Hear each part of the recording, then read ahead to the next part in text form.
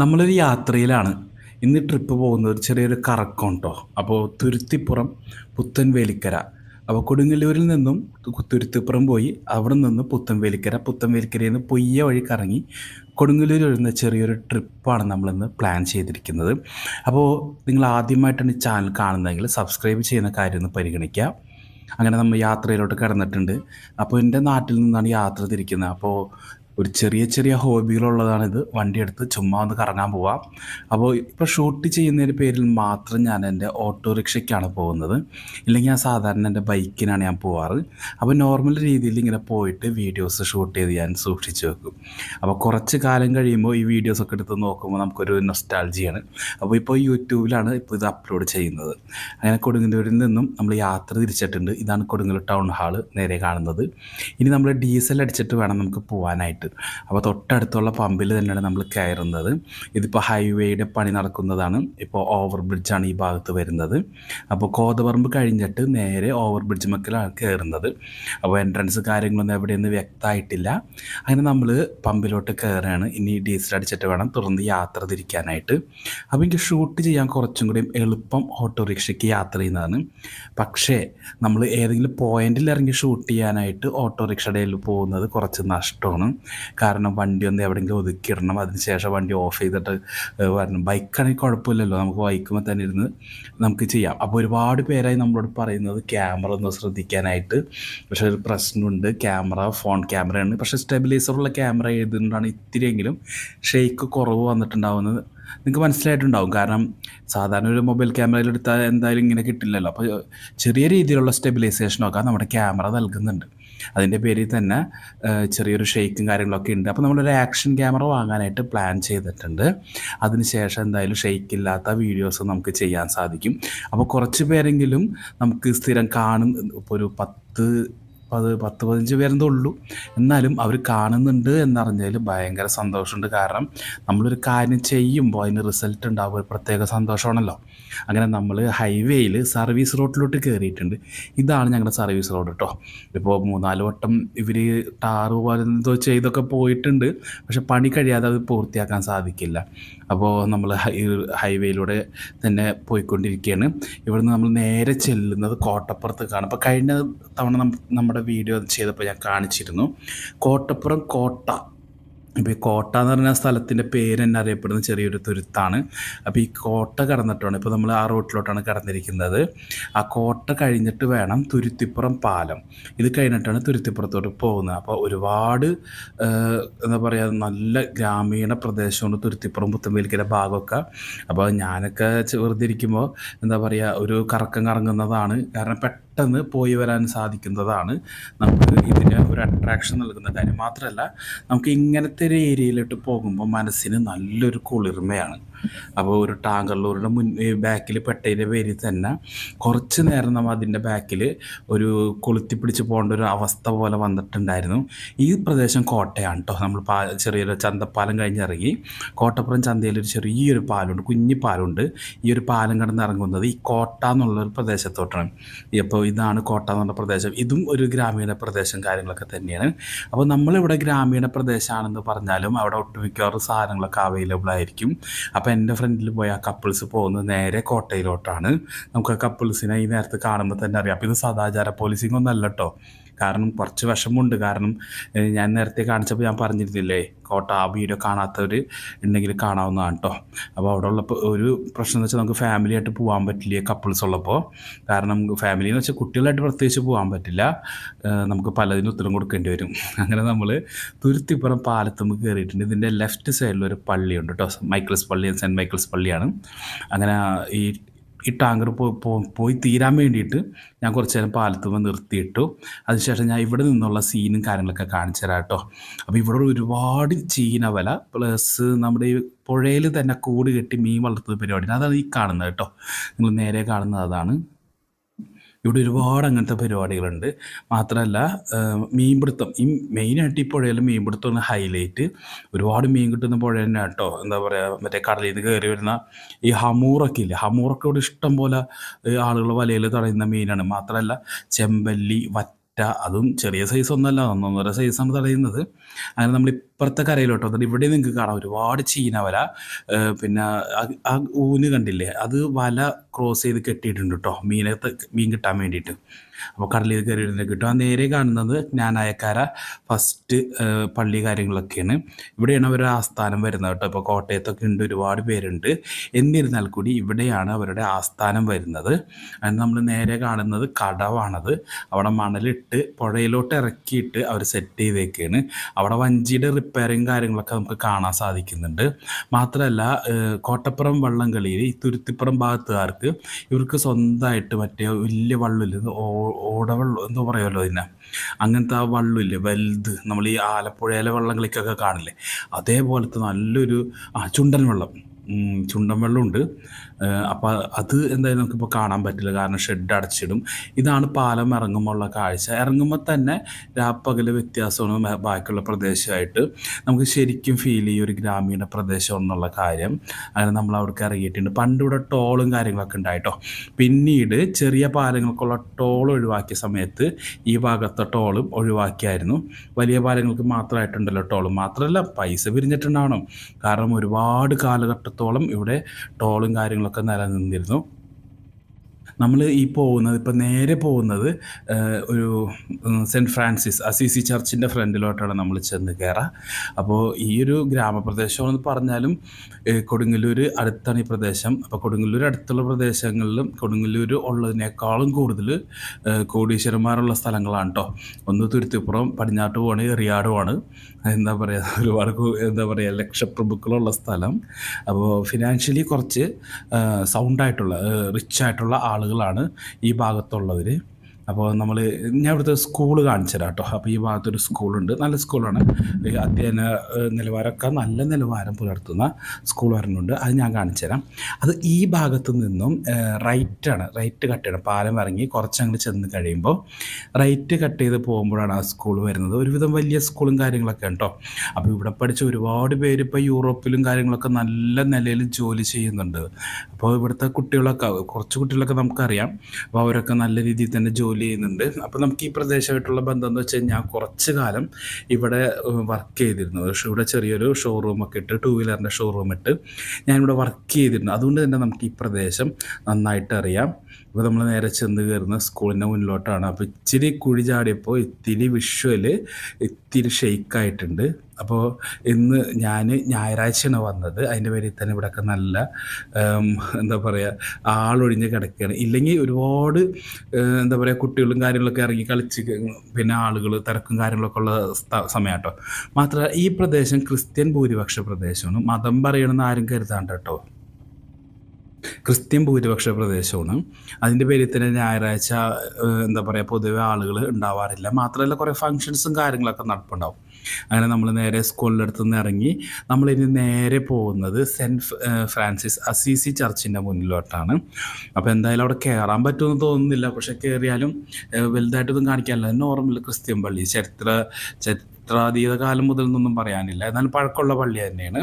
എന്നിരുന്നാൽ കൂടി പള്ളി ഞാൻ നിങ്ങളെ കാണിച്ചു തരാം കേട്ടോ. അപ്പോൾ നമ്മൾ നേരെ ചെല്ലുന്നത് ആ സ്ഥലത്തോട്ടാണ്. അപ്പോൾ ഇതിൻ്റെ ചുറ്റും നിങ്ങൾക്കിപ്പോൾ കാണാൻ പറ്റും, എന്താ പറയുക, ഒരുവിധം പറമ്പുകളുണ്ട്. ഇപ്പോൾ നമ്മുടെ ഭാഗത്തൊക്കെ ആണെങ്കിൽ ഒരു 5 സെൻറ്റ് 10 സെൻറ്റ് നിൽക്കുന്ന ആൾക്കാർ ഇവിടെ 20 സെൻറ്റ് 30 സെൻറ്റൊക്കെയാണ്. മിനിമം വരുന്നത് 10 സെൻറ്റാണ്. അത് തന്നെ വളരെ ചുരുക്കം പേർക്കാണ് 10 സെൻറ്റുള്ളൂ. ബാക്കി എല്ലാവർക്കും 10 സെൻറ്റ് മേലെയാണ് കൂടുതലും ഈ ഭാഗത്ത് ഭൂമിയുള്ളത്. ഈ ഉള്ളിലോട്ട് പോകുമ്പോൾ വീണ്ടും ഈ 10 സെൻറ്റ് 5 സെൻറ്റിലൊക്കെ ആൾക്കാരുണ്ട്. ഇതാണ് സെൻറ്റ് ഫ്രാൻസിസ് അസീസി ചർച്ച്. അപ്പോൾ ഈ ഭാഗത്തൊരു പ്രസിദ്ധ പള്ളിയാണ് കേട്ടോ ഇത്. അപ്പോൾ ഈ ഭാഗത്ത് ഇതിൻ്റെ തൊട്ട് ചേർന്നിട്ടൊരു ഓഡിറ്റോറിയം കാര്യങ്ങളൊക്കെ ഉണ്ട്. അവിടെയാണ് ഇവിടെ കല്യാണങ്ങളും കാര്യങ്ങളൊക്കെ നടക്കുന്നത്. എനിക്ക് തോന്നുന്നു ഒരുവിധം തരക്കേടില്ലാത്തൊരു ഇടവക പള്ളി തന്നെയാണ് ഇത്. അങ്ങനെ നമ്മൾ ഇനി പോകുന്നത് ഈ ഭാഗത്തെ ബോട്ട് ജെട്ടി ഞാൻ കാണിച്ചു തരാം.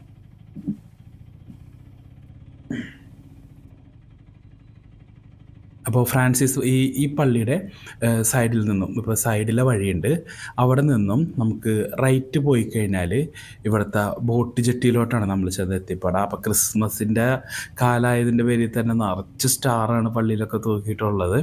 ഈ ഭാഗം കഴിഞ്ഞപ്പോൾ തന്നെ നമുക്ക് മനസ്സിലായി അവിടെയുള്ള ഏതൊരു വീട്ടിലെന്തോ നല്ലൊരു പ്രോഗ്രാം നടപ്പുണ്ടെന്ന്. നല്ല സ്മെല്ല് കിട്ടി തുടങ്ങി. അപ്പോഴാണ് കുറച്ചങ്ങോട്ട് ചെന്നപ്പോഴത്തേക്കും കൂടി നമ്മൾ ആളുകളുടെ തിരക്കും കാര്യങ്ങളൊക്കെ കാണാൻ തുടങ്ങിയത്. അപ്പോൾ ഒരുവിധം എന്താ പറയുക, ആളുകളൊക്കെ പുറത്തുനിന്ന് വന്ന ആൾക്കാരാണ്. കാരണം ഞാൻ കടവിലെത്തുമ്പോൾ ഒരുപാട് പേര് കടവിൽ കൂടി നിന്നിട്ടുണ്ടായിരുന്നു. അത് ഞാൻ നിങ്ങൾക്ക് കാണിച്ചു തരാം കേട്ടോ. അപ്പോൾ ഈ ഒരു ഓമിനി വാൻ്റെ പുറകെ തന്നെ പിടിക്കുകയാണ്. അപ്പോൾ ഇത് കുറച്ച് ഒരു ബ്ലോക്കും കാര്യങ്ങളൊക്കെ ഉണ്ടാക്കിയായിരുന്നു. അപ്പോൾ ഞാനത് പോസ് ചെയ്തിട്ടുണ്ട്. അങ്ങനെ നമ്മൾ ഓമിനി വാനും പിന്നിട്ട് നേരെ പോവുകയാണ്. അപ്പോൾ ഇതൊക്കെ കടവ് കണ്ട് കഴിഞ്ഞിട്ട് വരുന്ന ആൾക്കാരാണ് കേട്ടോ. അപ്പോൾ കടവ് ഞാൻ നിങ്ങൾക്ക് കാണിച്ചു തരാം. കടവ് എന്താ പറയുക, നല്ല ഒരു എന്താ പറയുക ചിലവ് കുറഞ്ഞൊരു ബോട്ടിംഗ് ആണ് നിങ്ങൾ ആഗ്രഹിക്കുന്നതെങ്കിൽ ബെസ്റ്റ് ഓപ്ഷനാണ് കേട്ടോ ഇവിടെ. കാരണം ബോട്ടിൽ കയറാനാണെങ്കിൽ നമുക്ക് ബൈക്കൊക്കെ വെച്ചിട്ട് തൊട്ടപ്പുറം ഗോതുരുത്താണ്. ഒരു വിശേഷമുണ്ട് കേട്ടോ. കാരണം ഈ തുരുത്തിപ്പുറം ഭാഗം എന്ന് പറഞ്ഞാൽ എറണാകുളം ജില്ലയാണ് തുരുത്തിപ്പുറം പുത്തൻവേലിക്കര. എന്നാൽ തൃശ്ശൂർ ജില്ലയുടെ ഉള്ളിലോട്ട് കയറി കിടക്കുന്ന എറണാകുളം ജില്ലയുടെ പ്രദേശമാണ്. തൊട്ട് നേരെ ഓപ്പോസിറ്റ് കാണുന്നത് ഈ തുരുത്തിൻ്റെ തന്നെ ഭാഗമായിട്ടുള്ള കുറുമ്പത്തുരുത്ത് എന്ന് പറയുന്ന ഭാഗമാണ്. എൻ്റെ തൊട്ടപ്പുറം കാണുന്നത് ഗോതുരുത്താണ്. അപ്പോൾ ഇൻലാൻഡ് വാട്ടർ സർവീസ് എന്നൊക്കെ പറയില്ലേ, എമ്മാതിരി സർവീസൊക്കെ നടത്തി കഴിഞ്ഞാൽ ഒരുപാട് തിരക്കുകൾ റോട്ടിൽ കുറയും. കാരണം ഇവിടെ നിന്നും നിസാര സമയത്ത് ദൂരമുള്ളൂ കോട്ടപ്പുറത്തേക്കും, തുടർന്ന് മുനമ്പം, കോട്ടപ്പുറം, അഴീക്കോട്, പിന്നെ അവിടെ നിന്ന് എറണാകുളം. നിങ്ങൾക്ക് ഈ മാപ്പ് നോക്കിയാൽ മനസ്സിലാവും. ഞാൻ ഈ മാപ്പിൽ കാണിച്ചു തരാം. ഞാൻ നിൽക്കുന്ന ഈ സ്ഥലമാണ് ഇപ്പോൾ. ഞാനത് കേരളത്തിൻ്റെ മാപ്പ് തുടങ്ങി ഞാൻ കാണിച്ചു തരാം കേട്ടോ. അപ്പോൾ നിങ്ങൾക്ക് ഏകദേശം ഒരു പിടുത്തം കിട്ടും. ഇതാണ് തുരുത്തിപ്പുറം എന്ന്, ചാത്തയടം തുരുത്തിപ്പുറം എന്നാണ് നമ്മളിവിടെ പറയുക. കാരണം 2 തുരുത്തിപ്പുറമുണ്ട്. ഒന്ന് നോർത്ത് പറവൂർ പോകും വഴി ഒരു തുരുത്തിപ്പുറമുണ്ട്, പ്ലസ് ഇത് തുരുത്തിപ്പുറമുണ്ട്. അപ്പോൾ കേരളത്തിൻ്റെ മാപ്പ് എടുത്ത് കാണിക്കുമ്പോൾ നിങ്ങൾക്ക് കുറച്ചും കൂടി വ്യക്തമായിട്ട് മനസ്സിലാവും. കണ്ടില്ലേ, നിറച്ച് പുഴയും കാര്യങ്ങളുള്ള ഇതിൻ്റെ തൊട്ട് അടുത്തായിട്ട് തന്നെയാണ് ഇത് കിടക്കുന്നത്. ഒരുപാട് കൈവഴികളുണ്ട് ഇതിൻ്റെ ഇടയിൽ കൂടി തലങ്ങും വിലങ്ങും കയറി പോകാനായിട്ട്. ഇപ്പോൾ ആലുവയ്ക്കൊക്കെ പോകാനായിട്ട് വളരെ എളുപ്പമാണ്. ഇൻലാൻഡ് വാട്ടർ സർവീസൊക്കെ തുടങ്ങിക്കഴിഞ്ഞാൽ വളരെ എളുപ്പത്തിൽ നമുക്ക് ആലുവയിലോട്ട് എത്താൻ സാധിക്കും. കാരണം ഒരു ബസ്സും കാത്ത് നിന്ന് ബസ് തിരക്കി. ഇനി ബസ്സാണെങ്കിൽ ഈ ഭാഗത്തു നിന്നൊക്കെ വല്ലപ്പോഴേ ഉള്ളൂ. പക്ഷേ ഈ സർവീസ് വരുന്നത് ഗോതുരുത്തിലോട്ടാണ്. ഗോതുരുത്ത് വഴിയും ബസ്സുണ്ട്. അപ്പോൾ തുരുത്തിപ്പുറം വഴി ബസ് ഉണ്ടെങ്കിൽ അത് വളരെ കുറവാണ്, എണ്ണത്തിൽ വളരെ കുറവാണ്. പുത്തൻവേലിക്കരയ്ക്ക് പോണ ബസ്സുകൾ കൂടുതൽ ഇവിടുത്തെ ആൾക്കാർ സ്വന്തം വണ്ടി പ്ലസ് ഓട്ടോറിക്ഷകളാണ് കൂടുതൽ ആശ്രയിക്കുന്നത്. ഇതാണ് കടത്തൂർ. വരുന്നതാണ് കേട്ടോ ഈ പറഞ്ഞ കടത്ത് ബോട്ട്. അപ്പോൾ വലിയ കാറും കാര്യങ്ങളൊന്നും, വലിയ കാറൊന്നുമല്ല, ചെറിയ കാറും കയറത്തില്ല. ആകെ നമുക്ക് കയറ്റാവുന്നത് ഇതിൻ്റെ അകത്ത് ബൈക്കാണ്. മാത്രമല്ല ആളുകൾക്ക് യാത്ര ചെയ്യാം. അപ്പോൾ ഇതിൻ്റെ ഫീസ് വരുന്നത് 12 രൂപയാണ് ഒരാൾക്ക് അക്കരെ കിടക്കാനുള്ള ചാർജ് വരുന്നത്. അപ്പോൾ നമുക്ക് വെറുതെ ഒക്കെ ഇരിക്കുന്ന സമയത്തിന് വന്ന് അക്കരെ പോയി ഇക്കരെ വരാനായിട്ട് ചെറിയൊരു ബോട്ടിങ്. അപ്പം ഞാനിത് പ്ലാൻ ചെയ്തിട്ടുണ്ട്. കാരണം പിള്ളേരെ പറ്റിക്കാൻ പറ്റിയൊരു പരിപാടിയാണ്. കാരണം കുറച്ചാളായി പിള്ളേർ ബോട്ടിൽ കയറണം എന്ന് പറഞ്ഞ് നടക്കുന്നത്. അപ്പോൾ ഈ പുഴയാണെങ്കിൽ പേടിക്കാനുമില്ല, വലിയ ആഴവും കാര്യങ്ങളൊന്നുമില്ല.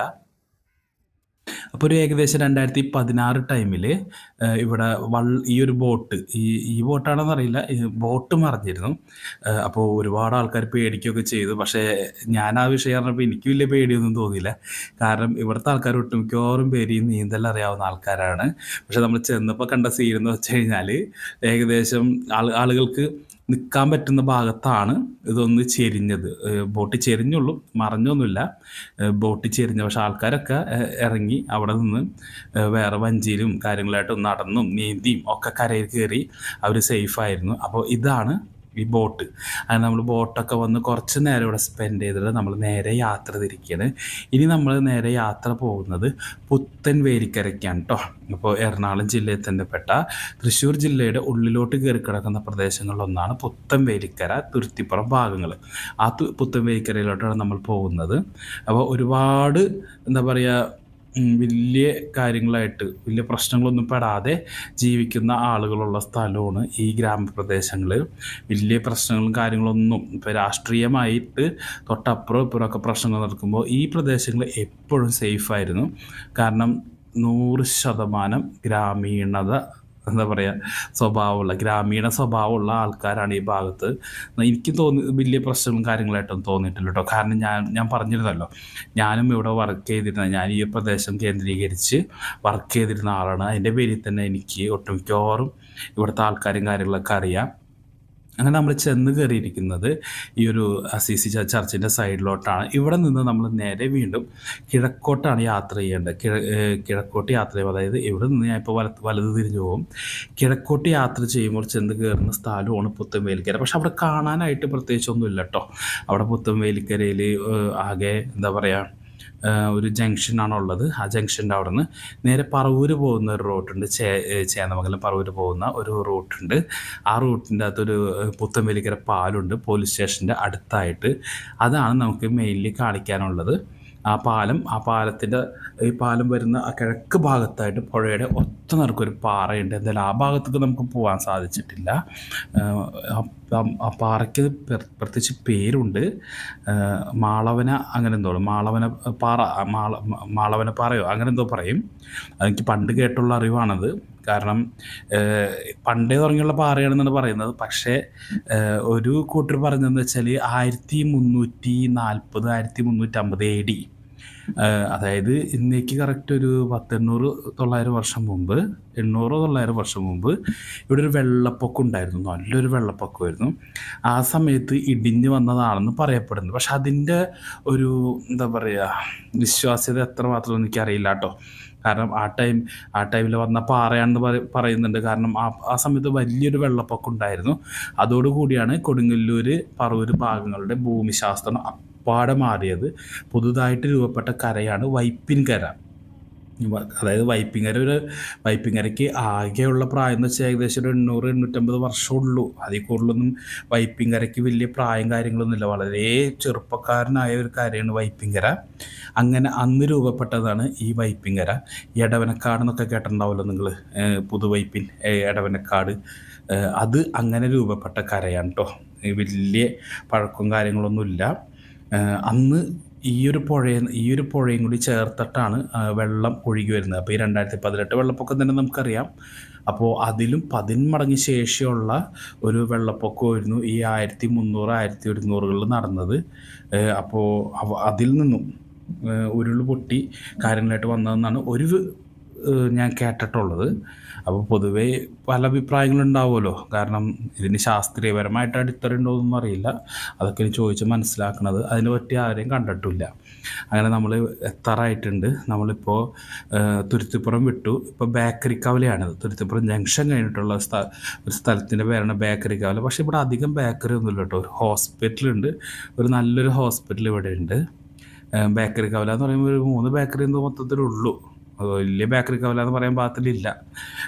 അങ്ങനെ നമ്മൾ നേരെ യാത്ര ചെയ്യണം. അപ്പോൾ ഈ ഭാഗം നിങ്ങൾക്ക് നോക്കിയാൽ മനസ്സിലാവും, നല്ല പ്രകൃതി സുന്ദരമായ എന്താ പറയുക പാതകളാണ് ഈ ഭാഗത്ത്. പക്ഷേ ഒരു ദോഷവശമുണ്ട്. ഈ ഒരു വളവ് ഞാൻ കാണിച്ചു തരാം. ഇപ്പം ഈ കാറ് വളഞ്ഞു വന്ന വളവില്ലേ, ഒരുപാട് അപകടങ്ങൾ നടന്നിട്ടുള്ള വളവാണ്. എൻ്റെ ഒരു സുഹൃത്ത് ഇവിടെ നടന്നൊരു അപകടത്തിൽ മരിച്ചിട്ടുണ്ട്. കാരണം മഴയൊക്കെ ആയാൽ പിന്നെ പറയാൻ കൂടി ആവശ്യമില്ല. നല്ല എന്താ പറയുക, നമ്മുടെ നല്ല തിളങ്ങി കിടക്കും റോഡുകൾ. എന്നുവെച്ചാൽ ഇവിടെ ഗട്ടറില്ലാത്ത റോഡാണ്. എന്താ പറയുക, ഒരു അവിടെ നിന്ന് പിടിച്ചു കഴിഞ്ഞാൽ പുത്തൻവേലിക്കരയിൽ നിന്ന് കൊടുങ്ങല്ലൂർ എത്താൻ കൊടുങ്ങല്ലൂർ തന്നെ കീഴ്ത്തളി ഈ ഭാഗത്ത് അവിടെ നിസ്സാര സമയം മതി. കാരണം അത്രയും നല്ല റോഡാണ്, പ്രത്യേകിച്ച് ഒരു പ്രശ്നമില്ല. അതേപോലത്തെ നല്ല റോഡാണ് കേട്ടോ. കൊടുങ്ങല്ലൂരിലെ പൊയ്യയിൽ നിന്നും മാള, ഇരിങ്ങാലക്കുട, കല്ലേറ്റിങ്ങര വരെയുള്ള റോഡ്, അതും ഇതേപോലെ തന്നെയാണ്. എന്താ പറയുക, മിനിക്കിട്ടേക്കാണ്, അങ്ങനെ ഇട്ടേക്കാണ് റോഡുകൾ. ഈ ഭാഗം ഇച്ചിരി ആക്സിഡൻറ്റ് കൂടുതലുള്ള പ്രദേശമാണ്. കാരണം വളച്ച് വരുമ്പോൾ തന്നെ കാറുകാരൊക്കെ നടുക്ക് കയറ്റിയിട്ടാണ് വളയ്ക്കുക. അപ്പോൾ അത് ചെറിയൊരു പ്രശ്നമാണത്. അപ്പോൾ ബൈക്കാരും ഏകദേശം എന്താ പറയുക, കയറ്റി വളച്ച് വരുമ്പോൾ തമ്മി ഇടിച്ച് പ്രശ്നങ്ങളുണ്ടാവാറുണ്ട്. അങ്ങനെ ഈ റോഡ് കണ്ടാൽ തന്നെ നിങ്ങൾക്ക് മനസ്സിലാവും, ഇതുവരെയായിട്ടും വലിയ ഷെയ്ക്ക് കാര്യങ്ങൾ ക്യാമറയ്ക്ക് പറ്റിയിട്ടില്ല. അപ്പോൾ അത് തന്നെയാണ് ഇതിനുള്ള ഏറ്റവും വലിയ അടയാളം. അങ്ങനെ നമ്മൾ പുത്തൻവേലിക്കരയ്ക്ക് യാത്ര തിരിച്ചുകൊണ്ടിരിക്കുകയാണ് കേട്ടോ. ഇപ്പോൾ നിങ്ങൾ ഈ കാണുന്നത് പുത്തൻവേലിക്കരയാണ്. അപ്പോൾ നമ്മൾ തുരുത്തിപ്പുറത്തുനിന്ന് വിട്ടു, ഇപ്പോൾ പുത്തൻവേലിക്കര എത്താറായിട്ടുണ്ട്. ഇവിടെ ചുറ്റും നോക്കിയാൽ കാണാം ഒരുപാട് സ്ഥലങ്ങൾ, കാലി സ്ഥലങ്ങളുണ്ട്. അപ്പോൾ ജീവിക്കുകയാണെങ്കിൽ ഇതുപോലുള്ള സ്ഥലങ്ങളിലൊക്കെ എന്താ പറയുക ജീവിക്കാം. സിറ്റിയിൽ നിന്ന് മാറിയിട്ടാണ്, എന്നാൽ സിറ്റിയിലോട്ട് വളരെ അടുത്താണ്. ഇവിടെ നിന്ന് കൊടുങ്ങല്ലൂർ, ഇരിങ്ങാലക്കുട, ആലുവ ഈ ഭാഗങ്ങളിലോട്ട് ആക്സസ് വളരെ എളുപ്പമാണ്. കാരണം പുത്തൻവേലിക്കരയിൽ നിന്ന് പൊയ്യ വഴി കയറിക്കഴിഞ്ഞാൽ മാള വഴി കല്ലേറ്റുങ്കര എത്താനായിട്ട് നമുക്ക് വളരെ എളുപ്പമാണ്. വളരെ എളുപ്പമെന്ന് വെച്ച് കഴിഞ്ഞാൽ റോഡ് അത്രയും സ്മൂത്തായിട്ട് കിടക്കുന്ന റോഡാണ്. നേരെ മറിച്ച് ആലുവയ്ക്ക് പോകാനായാലും അതെ, ആലുവ കുറച്ചെത്തും വരെ കുഴപ്പമൊന്നുമില്ല. പക്ഷേ ആലുവ സെൻറ്റർ എത്തുന്നതിന് മുമ്പ് എന്തായാലും കുഴിയും കാര്യങ്ങളൊക്കെ സ്റ്റാർട്ട് ചെയ്യും. പിന്നെ ഗോതുരത്തിലോട്ടാണെങ്കിൽ, ഗോതുരത്ത് കിടന്നിട്ടാണെങ്കിൽ നേരെ നോർത്ത് പറവൂർ എത്താനായാലും നമുക്ക് വളരെ എളുപ്പം കേട്ടോ. പിന്നെ അറിയാലോ, NH-17 ഈ ഭാഗത്തുള്ളവർക്കറിയാം, കുറച്ച് എന്താ പറയുക തിരക്കും കാര്യങ്ങളും ഒക്കെ വരുന്ന റൂട്ടാണത്. ഇത്രയും ചെറിയ ലോക്കൽ പ്രദേശങ്ങൾ കടന്നിട്ട് വേണം നമുക്ക് പുത്തൻവേലിക്കരയ്ക്ക് എത്താനായിട്ട്. അപ്പോൾ ഇടതുവശത്ത് കാണുന്നത് ഈ ഭാഗത്തെ ഒരു പ്രശസ്തമായ ബാർ ഹോട്ടലാണ്. ഇപ്പോൾ ബാറുണ്ടോ എന്ന് എനിക്കറിയില്ല കേട്ടോ. അത് കഴിഞ്ഞിട്ട് നമുക്ക് ഇടതുവശത്ത് ചേർന്നിട്ട് തന്നെ ഇന്ത്യൻ ഓയിലിൻ്റെ പമ്പ് കാണാം. ഡീസലും പെട്രോളൊക്കെ അടിക്കാണ്ട് നേരെ ഇവിടെ നിന്ന് തന്നെ അടിച്ചിട്ട് പോകണം. കാരണം തൊട്ടടുത്തൊന്നും വേറെ പമ്പില്ല. അതാണ് ഏറ്റവും വലിയ കോമഡി ആയിട്ട് വരുന്നത്. പിന്നെ കുറച്ചങ്ങോട്ട് കിലോമീറ്ററുകളോളം തന്നെ പോകണം. ഇപ്പോൾ തുരുത്തപ്പുഴം ഭാഗത്തുള്ളവർക്കാണെങ്കിലും ഇവിടെ അല്ലെങ്കിൽ കൊടുങ്ങല്ലൂർ വന്നാലേ ഫ്യൂവൽ ഫില്ല് ചെയ്യാൻ പറ്റുള്ളൂ. ഈ ഭാഗങ്ങൾ ഞാനൊരു 10 വർഷം മുമ്പ് കാണുമ്പോഴും ഏകദേശം ഇതേപോലെ തന്നെ കേട്ടോ. വലിയ വ്യത്യാസമോ കാര്യങ്ങളോ ഒന്നുമില്ല.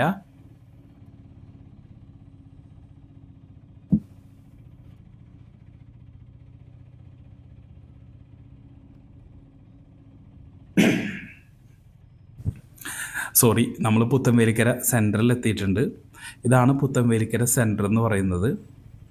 ഇവിടെ നിന്ന് നമ്മൾ ആ പാലം ഞാൻ കാണിച്ചു തരുന്നുണ്ട്. ഇപ്പോൾ പാലം കാണാൻ വേണ്ടി മാത്രമാണ് നമ്മൾ ഇപ്പോൾ തെക്ക് ഭാഗത്തേക്ക് യാത്ര ചെയ്യുന്നത്. പുത്തൻവേലിക്കര സെൻറ്ററിൽ നിന്ന് തെക്ക് ഭാഗത്തേക്ക് പോകുമ്പോൾ പുത്തൻവേലിക്കര പാലമുണ്ട്. പുത്തൻവേലിക്കര പാലം നേരെ കിടന്നിറങ്ങുന്നത് നമ്മുടെ നോർത്ത് പറവൂർ ഭാഗത്തുള്ള തുരുത്തുകളിലോട്ടാണ് ഇറങ്ങുന്നത്. ഇപ്പോൾ നമ്മുടെ പാലിയം കൊട്ടാരം ആ ഭാഗത്തേക്കൊക്കെയാണ് ഈ പാത നേരെ പോകുന്നത്. അപ്പോൾ ഇതിൻ്റെ തൊട്ടടുത്ത് തന്നെ പോലീസ് സ്റ്റേഷനും കാര്യങ്ങളൊക്കെ ഉണ്ട്. പണ്ട് ഇവിടെ ഒരു കടത്തായിരുന്നു. കടത്ത് കാര്യങ്ങളൊക്കെ എനിക്ക് ഓർമ്മയുണ്ട്. ഞാൻ വർക്ക് ചെയ്യുന്ന സമയത്തൊക്കെ കടത്തായിരുന്നു. അന്നൊക്കെ പാലത്തിൻ്റെ പില്ലറിൻ്റെ പണി മാത്രമേ കഴിഞ്ഞിട്ടുണ്ടായിരുന്നുള്ളൂ. അപ്പോൾ ഇവിടെ പോകുമ്പോൾ ചെറിയൊരു പള്ളിയുണ്ട്. ചെറിയ പള്ളിയല്ല, വലിയ പള്ളിയുണ്ട്. ഒരു ക്രിസ്ത്യൻ പള്ളിയുണ്ട് വലതുവശത്ത് ചേർന്നിട്ട്. ഞാനത് തിരിച്ച് വരും വഴി കാണിച്ചു തരാം. അങ്ങനെ നമ്മൾ ഏകദേശം പാലം എത്താറായിട്ടുണ്ട്. ഈ റോഡ് അതെ കേട്ടോ, റോഡ് വളരെ പെർഫെക്റ്റ് റോഡാണ്, ഒന്നും പറയാനില്ല. നമ്മൾ എന്താ പറയുക, ബൈക്കിനായാലും കാറിനായാലും, ഇപ്പോൾ ഓട്ടോറിക്ഷയ്ക്കൊക്കെ പിന്നെ ഇച്ചിരി ബുദ്ധിമുട്ടുണ്ടാവും. ബൈക്കിനും കാറിനൊക്കെ ഒന്നും അറിയത്തില്ല. ഒരൊറ്റ ആക്സിലേറ്റർ കൊടുപ്പിൽ നമുക്ക് പെട്ടെന്ന് തന്നെ ദൂരങ്ങൾ കവർ ചെയ്യാം കേട്ടോ.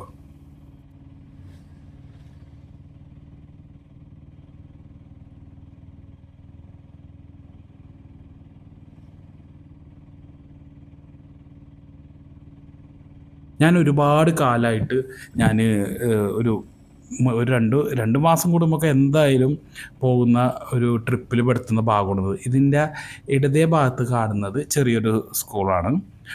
ഒരുവിധം നല്ല ഒരു എന്താ പറയുക സംഖ്യ കുട്ടികൾ തന്നെ അവിടെ പഠിക്കുന്നുണ്ട് കേട്ടോ. ഇതാണ് പുത്തൻവേലിക്കര പാലം. അപ്പോൾ പാലത്തിലോട്ട് നമ്മൾ എന്തായാലും കയറുന്നില്ല. പാലത്തിൻ്റെ അപ്രോച്ച് റോഡിൻ്റെ അടിയിലൂടെ നമ്മൾ നേരെ പോകുന്നത് കടവിലോട്ടാണ് പോകുന്നത്. അപ്പോൾ ഇവിടെ കടവുണ്ട് കേട്ടോ. പണ്ട് ഇതായിരുന്നു കടവ്. ഇവിടെ നിന്നിട്ട് വേണം ആളുകൾക്ക് കടത്തുവഞ്ചി മുഖാന്തരം അങ്ങോട്ടും ഇങ്ങോട്ടും പോകാനുള്ള ഏക ആശ്രയം ഈ ഒരു കടത്തായിരുന്നു. അതിന് ശേഷമാണ് പാലം കാര്യങ്ങളൊക്കെ വന്നിട്ട്. പാലം ഏകദേശം ഒരു 8 വർഷമായിട്ടില്ല, ഏകദേശം ആവുന്നുള്ളൂ. 8 വർഷം ആവുന്നുണ്ടാവുള്ളൂ. കാരണം 2016 ടൈമിലൊക്കെ കഴിഞ്ഞിട്ടായിരിക്കണം പാലം കറക്റ്റ് വന്നിരിക്കുന്നത്. അപ്പോൾ ഇവിടെ ഒരുപാട് വഞ്ചികൾ കിടപ്പുണ്ട്. ഇവിടെ വേറൊരു കാര്യം കൂടി ഉണ്ട് കേട്ടോ. ഒരുപാട് മണൽ വാരുന്ന ആൾക്കാർ ഈ ഭാഗത്തുണ്ടായിരുന്നു. പക്ഷെ ഇപ്പോഴത്തെ ചില നയങ്ങൾ കാരണം മണൽ വാരൽ ഇത്തിരി പ്രതിസന്ധിയിലാണ്.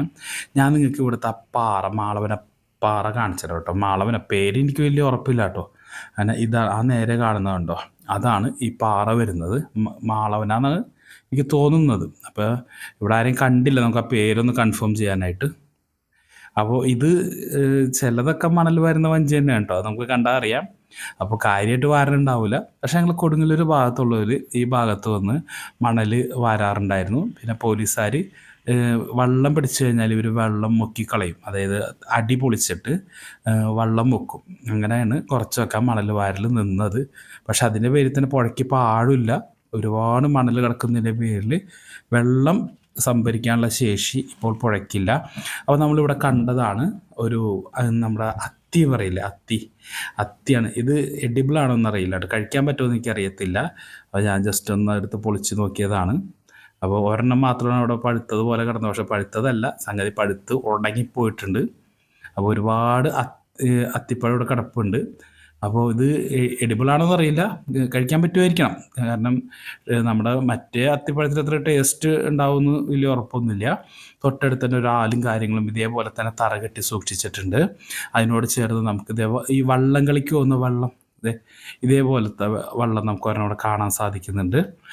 അതുമാത്രമല്ല ഒരുപാട് കരിമീൻ കുഞ്ഞുങ്ങളെ കൂട്ടങ്ങൾ ഈ സൈഡിലുണ്ടായിരുന്നു. അപ്പോൾ നമുക്കിത് കാണുമ്പോൾ തന്നെ ഏകദേശം കരിമീനെ നമുക്ക് തിരിച്ചറിയാൻ പറ്റും. കാരണം നമ്മുടെ ഈ ഭാഗത്ത് ഒരുപാട് തവണ എന്താ പറയുക കിട്ടുന്ന മീനാണ് കരിമീൻ. നമുക്കിവിടെ ഒരു ടൈറ്റ് ഇല്ലാത്തത്, നമുക്ക് കിട്ടാൻ ടൈറ്റ് ഇല്ലാത്തൊരു മീനാണ് കരിമീൻ. നമുക്കൊരുവിധം മീൻ പിടിക്കാൻ അറിയാവുന്നവരുണ്ടെങ്കിൽ നമുക്ക് വീട്ടിലോട്ടുള്ള കരിമീനായിട്ട് ഏകദേശം ഒരു 3 മണിക്കൂർ ചൂണ്ടയിട്ട് വെയിറ്റ് ചെയ്തിരുന്നാൽ മതി. മിനിമം ഒരു 3-4 കരിമീനെങ്കിലും നമുക്ക് എടുത്തുകൊണ്ട് വീട്ടിൽ പോവാം.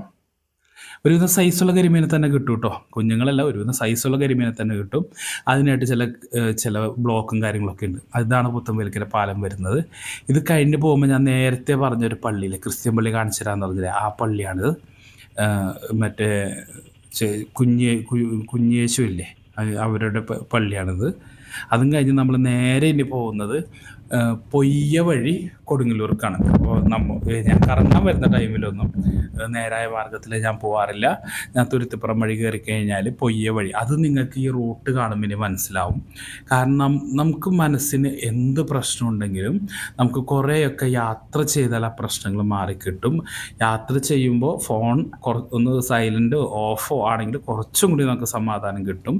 അപ്പോൾ എൻ്റെ മെയിൻ റുട്ടീൻ എന്ന് പറഞ്ഞാൽ എന്തെങ്കിലും പ്രശ്നങ്ങളോ ഇപ്പോൾ മനസ്സിന് വല്ല വിഷമോ കാര്യങ്ങളോ വന്നു കഴിഞ്ഞാൽ നേരെ വണ്ടി എടുത്ത് ഇറങ്ങും. അങ്ങനെ ഇതേപോലുള്ള സ്ഥലങ്ങളിലൂടെ ഒരു എന്താ പറയുക, ചെറിയൊരു വെയിൽ കാര്യങ്ങളൊക്കെ കുറവുള്ള സമയം പറയണ്ട, സൂപ്പർ യാത്രയാണ്. ഇനി എന്താ പറയുക, ഒരുവിധം വേനലായാലും കുറച്ച് ഏരിയ ഒക്കെ ഇവിടെ ചെല്ലുമ്പോൾ വെയിലും കാര്യങ്ങളൊക്കെ ഒന്ന് കവറായി കിട്ടുന്നുണ്ട്.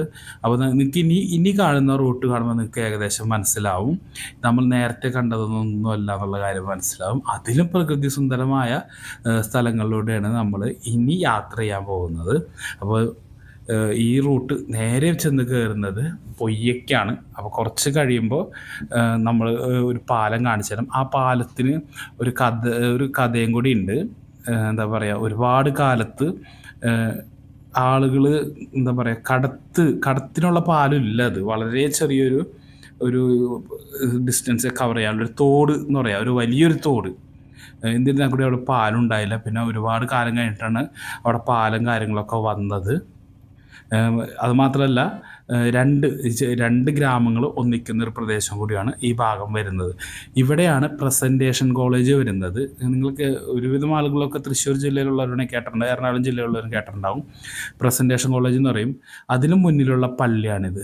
പള്ളി കണ്ടില്ലേ, ഞാൻ ദൂരെ നിന്നിട്ട് പോലും ഈ പള്ളി ഫ്രെയിമിൽ ഒതുങ്ങുന്നില്ല. കാരണം ഞാനിപ്പോൾ കോളേജിൻ്റെ ഗേറ്റിൻ്റെ അടുത്ത് നിന്ന് മാറി നിന്നിട്ട് പോലും ഈ പള്ളി ഫ്രെയിമിൽ ഒതുങ്ങുന്നുണ്ടായില്ല. നമ്മുടെ ഇടതുവശം കാണുന്നതാണ് പ്രസൻറ്റേഷൻ കോളേജ് വരുന്നത് കേട്ടോ. ഇതാണ് പ്രസൻറ്റേഷൻ കോളേജ്. ഇപ്പോൾ ഞാൻ ചെല്ലുന്ന സമയത്ത് അവിടെ ബസ് പെയിൻ്റ് അടിച്ചുകൊണ്ടിരിക്കുകയാണ്. ഇവരെ സ്കൂൾ ബസ് പെയിൻ്റ് അടിച്ചുകൊണ്ടിരിക്കുകയാണ്. സ്കൂളല്ല, കോളേജ് ബസ്. അങ്ങനെ ഇതിൻ്റെ തൊട്ട് മുന്നിലാണ് ഈ പള്ളിക്കാരെ ആയിരിക്കണം അപ്പോൾ സ്കൂൾ വരുന്നത് കേട്ടോ. കാരണം പണ്ടൊന്നും ഈ ഭാഗത്ത് പറമ്പിന് വലിയ വിലയും കാര്യങ്ങളൊന്നും ഉണ്ടായിരുന്നില്ല. 2008 ഒരു റിയൽ എസ്റ്റേറ്റ് ബൂം ഉണ്ടായിരുന്നല്ലോ, അതിനുശേഷമാണ് ഈ ഭാഗത്ത് കാര്യങ്ങളൊക്കെ നന്നായിട്ട് വില കയറിയത്. ഇപ്പോൾ ഒരുവിധം വിലയുണ്ട് കേട്ടോ, സിറ്റിയിൽ വരുന്ന വില തന്നെയുണ്ട് ഇവിടെ ഏകദേശം സ്ഥലത്തിന്. അപ്പോൾ ഇവിടെ ഉള്ള ഗ്യാരണ്ടി എന്ന് വെച്ച് കഴിഞ്ഞാൽ ഇവിടെ വളരെ കുറച്ച് സ്ഥലങ്ങളിൽ മാത്രമേ വെള്ളം കയറത്തുള്ളൂ, ബാക്കിയെല്ലാം നല്ല പൊക്കത്തിലുള്ള സ്ഥലങ്ങളാണ്. അപ്പോൾ 2018 പോലും ഇവിടെ എല്ലാ സ്ഥലങ്ങളിലൊന്നും വെള്ളം കയറിയിട്ടില്ല. കുറച്ച് താഴ്ന്നു കിടക്കുന്ന പ്രദേശങ്ങളിൽ മാത്രമേ വെള്ളം കയറിയിട്ടുള്ളൂ. അപ്പോൾ ബാക്കി പ്രശ്നങ്ങളൊന്നും ഇല്ലാത്തതിൻ്റെ പേരിൽ ഇപ്പോഴും ഡിമാൻഡുള്ള സ്ഥലമാണ്. മാത്രമല്ല കൽപ്രദേശമാണ്. കൽപ്രദേശം അതിൻ്റെ പേര് വെള്ളം കെട്ടുന്ന പ്രശ്നം ഉണ്ടാവില്ല. വെള്ളക്കെട്ടൊരു പ്രശ്നം തന്നെയാണ്. ഇപ്പോൾ ഈ കൊടുങ്ങല്ലൂർ പടിഞ്ഞാറൻ ഭാഗത്തു നിന്ന് വരുന്ന എനിക്ക് നന്നായിട്ടറിയാം. വെള്ളക്കെട്ട് ഒരു വലിയ പ്രശ്നം തന്നെയാണ്. അങ്ങനെ നമ്മൾ നേരെ പോകുന്നത് പൊയ്യയിലോട്ടാണ് കേട്ടോ ഇനി പോകുന്നത്. പൊയ്യയിൽ വെച്ച് നമ്മളെന്തായാലും യാത്ര അവസാനിപ്പിക്കണം. കാരണം പൊയ്യയുടെ വീഡിയോ ഞാൻ ചെയ്തിട്ടുണ്ട്, കഴിഞ്ഞ തവണ ചെയ്തിട്ടുണ്ട്. പൊയ്യെന്ന് മാള പോകുന്നൊരു വീഡിയോ ചെയ്തിട്ടുണ്ട്. എൻ്റെ റൂട്ടാണ് കേട്ടോ ഇതൊക്കെ, കംപ്ലീറ്റ് എൻ്റെ റൂട്ടാണ്. നമ്മൾ ഈ വളഞ്ഞ് കയറുന്ന ഈ പാലമുള്ളത് പൊയ്യയിലോട്ടുള്ള പാലമാണ്. അപ്പോൾ ഇവിടെ നിങ്ങൾ ഈ ഒരു ഭാഗമൊക്കെ നിങ്ങൾ എന്തായാലും കണ്ടിട്ടുണ്ടാവും കേട്ടോ. നമ്മുടെ M4Tech എന്ന് പറഞ്ഞൊരു യൂട്യൂബ് ചാനലിൽ നമ്മുടെ ജിയോയുടെ യൂട്യൂബ് ചാനലുണ്ട്. അപ്പോൾ ജിയോയുടെ യൂട്യൂബ് ചാനലിൽ കാണിക്കുന്ന പുള്ളി ഷൂട്ട് ചെയ്യുന്ന പല ഭാഗങ്ങളും പൊയ്യയുടെ ഈ ഒരു പ്രദേശങ്ങൾ കാര്യങ്ങളൊക്കെയാണ്. മാത്രമല്ല പുള്ളിയുടെ കാല് ഒടിഞ്ഞ ആക്സിഡൻ്റ് ഉണ്ടാവുന്നത് ഈ പാലത്തിൻ്റെ അടുത്ത് വെച്ചിട്ടാണ് ആക്സിഡൻ്റ് ഉണ്ടാവുന്നത്. ഈ ഒരു പാലം വളച്ച് വന്നപ്പോഴാണ് ഈ കലിങ്കിൻ്റെ അടുത്തുനിന്ന്, ഇപ്പോൾ ഈ ഒരു ഭാഗത്തിൻ്റെ ഇപ്പുറത്തുനിന്ന് പുള്ളി വീണെന്നൊക്കെ പറയുന്നത് ഈ ഭാഗത്താണ്. ഇവിടെ അല്ല കേട്ടോ, ഇതിൻ്റെ നേരെ ഓപ്പോസിറ്റാണ് ഭാഗത്താണ്. അപ്പോൾ ആ വളവ് ഇച്ചിരി എന്താ പറയുക, ബ്രേക്ക് പിടിച്ചാൽ തെന്നിപ്പോണ വളവ് തന്നെയാണ്. അപ്പോൾ ഇവിടെ ആണ് വീണെന്നാണ് പറയുന്നത്. ഈ നേരെ കാണുന്ന ഭാഗത്താണ് പുള്ളി വീണത്. അപ്പോൾ പുള്ളിയുടെ വീഡിയോയിൽ കാണിക്കുന്ന ഭാഗങ്ങളാണ് ഇനി. അപ്പോൾ പുള്ളിയുടെ വീഡിയോ ഒട്ടുമിക്കവാറും പേര് കണ്ടിട്ടുണ്ടാവുമല്ലോ. അപ്പോൾ അറിയാം, ഒരുപാട് പ്രകൃതി രമണീയമായിട്ടുള്ള സ്ഥലങ്ങളാണ്. അത് ഈ പ്രദേശത്തിൻ്റെ ഹൈലൈറ്റാണ്. ഈ പ്രദേശത്ത് ഉള്ളവർക്ക് പ്രത്യേകിച്ച് ഇനി പുറത്തൊന്നും പോകേണ്ട ആവശ്യമില്ല. നല്ല വീഡിയോ ഷൂട്ട് ചെയ്യാനായിട്ട് ഒരുപാട് സ്ഥലങ്ങൾ ഒഴിഞ്ഞു കിടപ്പുണ്ട്. അപ്പോൾ പോകും വഴി ഞാൻ അവരുടെ ഓഫീസും കാര്യങ്ങളും കാണിച്ചു തരാം കേട്ടോ. അപ്പോൾ പൊയ്യ സെൻറ്റർ എത്തുന്നതിന് മുമ്പാണ് ഈ M4Tech ഓഫീസും കാര്യങ്ങളൊക്കെ വരുന്നത്. സാധാരണ ഈ റൂട്ടിൽ അവർ കുതിരനെ കെട്ടിയിട്ടുണ്ടാവാറുണ്ട്. കുറച്ചങ്ങോട്ട് ചെല്ലുമ്പോൾ ഈ ഒരു വളവ് കഴിഞ്ഞ് കുറച്ചങ്ങോട്ട് ചെല്ലുമ്പോൾ ചെറിയൊരു ലൊക്കേഷനുണ്ട്. ഈ ലൊക്കേഷനിൽ സാധാരണ അവർ കുതിരനെ കെട്ടിടാറുണ്ട്. അപ്പോൾ ഈ ഇടയായിട്ട് കാണാറില്ല. അപ്പോൾ കുതിരനെ വിറ്റോ എന്നൊരു സംശയമുണ്ട്. കുതിര ഉണ്ടെങ്കിൽ ഈ ഭാഗത്തുണ്ടാവും, കാരണം ഒരുപാട് പുല്ല് വളരുന്ന പ്രദേശം കൂടെയാണല്ലോ. അപ്പോൾ ഇവിടെയാണ് അവർ കെട്ടാറ്. അപ്പോൾ ഈ ഭാഗത്തൊന്നും കാണാൻ കിട്ടിയിട്ടില്ല നമുക്ക്. നമ്മൾ നേരെ പോകുന്നത് പൊയ്യയിലേക്ക് കേട്ടോ. ഇതാണ് ഈ റൂട്ട് കാര്യങ്ങളൊക്കെ വരുന്നത്. നിങ്ങൾക്ക് ഈ റൂട്ട് കണ്ടാൽ തന്നെ അറിയാൻ പറ്റും. അപ്പോൾ ഒരുപാട് നല്ല യാത്രകൾ നമുക്ക് ചെയ്യാവുന്നതാണ്. ഇതിൽ കാർഡ് വന്നാലൊന്നും എന്തായാലും ഈ ഒരു ഫീൽ കിട്ടില്ല കേട്ടോ. കാറിന് വന്നിട്ട് കാര്യമില്ല. ഒന്നിലെ ബൈക്ക് വേണം. എനിക്ക് ഓട്ടോറിക്ഷ ഉള്ളതിൻ്റെ പേരിൽ എനിക്ക് വലിയ കുഴപ്പമില്ല. ഞാൻ സാധാരണ ബൈക്കിലാണ് യാത്ര ചെയ്യാറ്. ചരിത്രപരമായിട്ട് ഒരുപാട് എന്താ പറയുക, പാരമ്പര്യം അവകാശപ്പെടാൻ ഈ സ്ഥലങ്ങൾക്കില്ല. കാരണം ചരിത്ര സംബന്ധിയായിട്ട് ആ സമയത്തൊക്കെ സിവിലൈസേഷൻ ഇവിടെ കുറവായിരുന്നു ഒരുപാട്. ഈ പള്ളിയൊക്കെ നിങ്ങൾ കണ്ടിട്ടുണ്ടാകും. M4Techൻ്റെ വീഡിയോസിൽ നിങ്ങൾ കണ്ടിട്ടുണ്ടാവും ഈ പള്ളിയൊക്കെ. M4Techൻ്റെ വീഡിയോസിൽ ഇവർ ഡ്രോൺ ഉണ്ടാക്കുന്നൊരു വീഡിയോ ഉണ്ട്. ആ ഡ്രോണ് ഫസ്റ്റ് പറത്തുന്നത് ഈ പള്ളിയുടെ ഫ്രണ്ടിൽ നിന്നിട്ടാണ് അവർ പറത്തുന്നത്. അതേപോലെ തന്നെ ഈ പള്ളിയിൽ വെച്ചായിരുന്നുകൊണ്ട് പുള്ളിയുടെ കെട്ടും കാര്യങ്ങളൊക്കെ നടന്നത്. ഞാൻ ആ ടൈമിൽ പോയിരുന്നു കേട്ടോ. ഫസ്റ്റ് ഞാൻ ആ ടൈമിൽ പോയിരുന്നു, പുള്ളിയുടെ സ്റ്റുഡിയോയിൽ പോയിരുന്നു. ഞാൻ ചെറിയൊരു ഓട്ടം പോയതാണ്. അപ്പോൾ പുള്ളിനെ കണ്ടിരുന്നു. അപ്പോൾ എനിക്ക് തോന്നുന്നു ഞാനാണെന്നുകൊണ്ട് ഫസ്റ്റ് യൂട്യൂബർ അദ്ദേഹത്തിൻ്റെ ഫോട്ടോ, ജിയോൻ്റെ ഫോട്ടോ വെച്ച് ഫസ്റ്റ് വെഡ്ഡിങ്ങിൻ്റെ ഫോട്ടോ പുറത്ത് വിട്ട് ഞാനാണ്. അപ്പോൾ ഞാനത് അവരോട് ചോദിച്ചിട്ടാണ് എടുത്തത്. ഈ പാലൊക്കെ നിങ്ങൾ കണ്ടിട്ടുണ്ടാവും ആ വീഡിയോയിൽ. ഇവിടെ നിന്നിട്ടാണ് അവർ പണ്ടത്തെ വീഡിയോസ് പലതും ഈ ഭാഗത്ത് നിന്നിട്ടാണ്, ഈ ഓടിച്ചാടിയൊക്കെ എടുക്കുന്ന വീഡിയോസൊക്കെ ഇവിടെ നിന്നിട്ടാണ്. അപ്പോൾ അവർ ക്യാമറയിൽ കാണുമ്പോൾ നല്ല ഭംഗി ഉണ്ടാവും കേട്ടോ. കാരണം അവരുടേത് പ്രൊഫഷണൽ ആയിട്ടുള്ള ക്യാമറയാണ്, നമ്മുടേത് സാധാരണ മൊബൈൽ ക്യാമറയാണ്. അപ്പോൾ ക്ലാരിറ്റി അല്ല, ക്വാളിറ്റി ഇത്തിരി കുറവുണ്ടാവും വീഡിയോയുടെ. അപ്പോൾ പച്ചപ്പും കാര്യങ്ങളൊക്കെ, ഹ്യൂ ആൻഡ് സാച്ചുറേഷനൊക്കെ നമ്മുടെ ഇച്ചിരി കുറവായിരിക്കും കിടക്കുക. അപ്പോൾ അത് വെച്ചിട്ട് വേണം നിങ്ങൾ വീഡിയോ കാണാൻ കേട്ടോ. അപ്പോൾ കണ്ടില്ലേ, ഇതാണ് ഈ പ്രദേശങ്ങളൊക്കെ വരുന്നത്. ഇനി ഇവിടുന്ന് പോകുന്നതോറും നേരെ പൊയ്യയിലോട്ട് അടുക്കുമ്പോൾ ഞാൻ ആ ഓഫീസും കൂടി നിങ്ങൾക്ക് ഞാൻ കാണിച്ചു തരാം.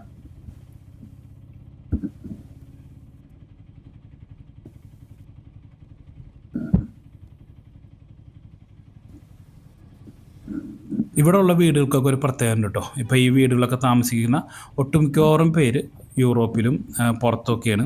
അപ്പോൾ ഒരു 15 വർഷം കഴിയുമ്പോഴത്തേനും ഈ ഭാഗം വെറും ഓൾഡ് ഏജ് ഹോമിൻ്റെ ഒരു പരുവത്തിലാവും. കാരണം പുതിയതായിട്ട് വരുന്ന കുട്ടികൾ മുഴുവൻ കയറിപ്പോവുകയാണ്. അപ്പോൾ നമ്മൾ ഈ വണ്ടി നിർത്തി നമ്മളൊരു കോള മേടിച്ചിട്ടുണ്ടായിരുന്നു. അത് നമ്മൾ സ്ഥിരം കയറുന്ന സൂപ്പർ മാർക്കറ്റാണ്. ഇതിൻ്റെ ഈ നിലയിലാണ് കേട്ടോ, ഈ ഒരു ആർക്കേഡിൻ്റെ 2ാം നിലയിലാണ് എംഫോടെക്കിൻ്റെ ഓഫീസ് കാര്യങ്ങളൊക്കെ വരുന്നത്. നമ്മൾ ഈ ജംഗ്ഷനിൽ നിന്ന് നമ്മൾ നേരെ പോകുന്നത് ഇനി പൊയ്യയിലേക്കാണ്. അപ്പോൾ ഇതാണ് നമ്മുടെ ഇന്നത്തെ ട്രിപ്പ് വരുന്നത്. പൊയ്യയിലെത്തി ഞാൻ എന്തായാലും ട്രിപ്പ് അവസാനിപ്പിക്കും. അപ്പോൾ പൊയ്യയിൽ പോകുന്നതിനൊരു കാരണമുണ്ട്. നമ്മൾ സ്ഥിരം കയറുന്ന ഒരു ചായക്കട ഉണ്ട്. ഈ റൂട്ട് പോയിക്കിട്ട് എന്തെങ്കിലും അവിടെ നിന്ന് മേടിച്ചിട്ട് നമ്മൾ പോകാറുള്ളൂ. അപ്പോൾ വീഡിയോ കണ്ട് നിങ്ങൾ എന്തായാലും അഭിപ്രായം പറയണം. ഈ ചാനൽ സബ്സ്ക്രൈബ് ചെയ്യാത്തവരാണ് ചെയ്യുന്ന കാര്യം ഒന്ന് പരിഗണിക്കുക. വീഡിയോ ഇഷ്ടപ്പെട്ടാൽ ലൈക്ക് ചെയ്യുക. ഇനി ഇതുപോലുള്ള വീഡിയോസ് തുറന്ന് നമുക്ക് നമ്മൾ ചെയ്യുന്നതാണ്. അപ്പോൾ നിങ്ങൾക്ക് താല്പര്യമുള്ള എന്തെങ്കിലും വീഡിയോസ് ഉണ്ടെങ്കിൽ നിങ്ങൾ കമൻറ്റ് വഴി നിങ്ങൾ പറയണം. കാരണം നമ്മൾ അതനുസരിച്ചുള്ള ട്രാവൽ വീഡിയോസാണ് നമ്മളിപ്പോൾ കൂടുതൽ ചെയ്തു വരുന്നത്. കാരണം സമയത്തിൻ്റെ കുറവുകൊണ്ട് തന്നെ നമുക്ക് പെട്ടെന്ന് എന്താ പറയുക ഒരു കാര്യം ചെയ്ത് തീർക്കാനായിട്ട് പറ്റില്ല. കാരണം ഒരുപാട് എന്താ പറയുക കാര്യങ്ങൾ ചെയ്ത് തീർന്നാലൊരു വീഡിയോ നമുക്ക് കംപ്ലീറ്റ് ചെയ്യാൻ പറ്റുള്ളൂ. അതിൻ്റെ പേരിൽ തന്നെ ഇപ്പോൾ ഇങ്ങനെയുള്ള ട്രാവൽ വീഡിയോസാണ് നമ്മൾ കൂടുതലായിട്ട് ചെയ്യുന്നത്. മാത്രമല്ല നമ്മുടെ ജോലി സംബന്ധമായിട്ട് നമുക്ക് പെട്ടെന്ന് വേറെ സ്ഥലത്തേക്ക് മാറി പോകാനായിട്ട് സാധിക്കില്ല. കാരണം ഹിസ്റ്റോറിക്കൽ വീഡിയോസൊക്കെ ചെയ്യുമ്പോൾ അതിൻ്റേതായിട്ടുള്ള ടൈം എടുത്തിട്ടാണ് നമുക്ക് ചെയ്യാൻ. അപ്പോൾ നമ്മുടെ വീഡിയോ വൈൻഡപ്പ് ചെയ്യാനുള്ള നേരമായിട്ടുണ്ട്. ലാസ്റ്റായപ്പോൾ തന്നെ എന്താ പറയുക, നമുക്ക് ഇനി ഇതിൻ്റെ അകത്ത് കൂടുതൽ ഡിസ്ക്രിപ്ഷൻ കാര്യങ്ങളൊന്നുമില്ല. അപ്പോൾ ഇത്ര നേരം വീഡിയോ കണ്ട എല്ലാവർക്കും നന്ദി. അപ്പോൾ വീഡിയോ ഇഷ്ടപ്പെട്ട ലൈക്ക് ചെയ്യുക. കമൻറ്റ്സ് എന്തെങ്കിലും ഉണ്ടെങ്കിൽ കമൻറ്റ് ബോക്സിൽ ആയിട്ട് അറിയിക്കുക. അടുത്തത് വീഡിയോ ചെയ്യാൻ എന്തെങ്കിലും സജഷൻ ഉണ്ടെങ്കിൽ അതും കമൻറ്റ് ബോക്സിൽ അറിയിക്കാൻ മറക്കരുത്. അപ്പോൾ ചാനൽ ഇഷ്ടപ്പെട്ടെങ്കിൽ ഒന്ന് സബ്സ്ക്രൈബ് ചെയ്ത് കൂടെ കൊടുക്കുള്ളൂ. അപ്പോൾ വ്യത്യസ്തമായിട്ടുള്ള വീഡിയോസായിട്ട് നമ്മൾ ഇനിയും വരുന്നതാണ്. അപ്പോൾ ഇത്ര നേരം വീഡിയോ കണ്ട എല്ലാവർക്കും വളരെയേറെ നന്ദിയുണ്ട്.